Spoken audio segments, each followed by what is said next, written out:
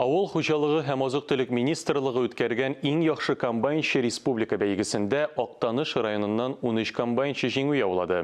Игенчеләрне хөрмәтләп район башлыгы рәхмәт хатларын тапшырды. Президент фатихасы белән комбайнчылар ярышы 4нче ел рәттән оештырыла.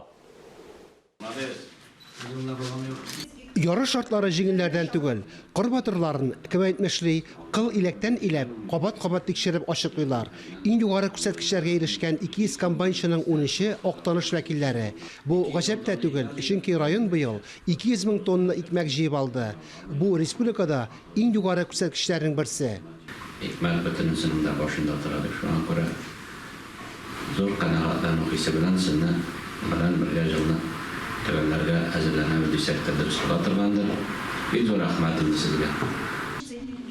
2 айга якын барган бәйгедә республикадан 15 меңгә якын комбайнчы катнашты. Урып җыю чорында авыл хуҗалыгы һәм азык-төлек министрлыгы белгечләре районнар буенча көндәлек мониторинг алып барды.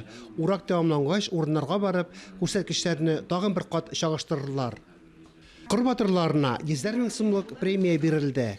Хәзер алдынгы игенчеләр комбайннарны көйләп, кышкы саклауга кую белән мәшгуль. Үз алларына зур максатлар куеп, киләсе язны көтеп яшиләр. Фанис Мөхәммәтов, Ләйсән Газизова, Актаныш районы мәгълүмат үзәге.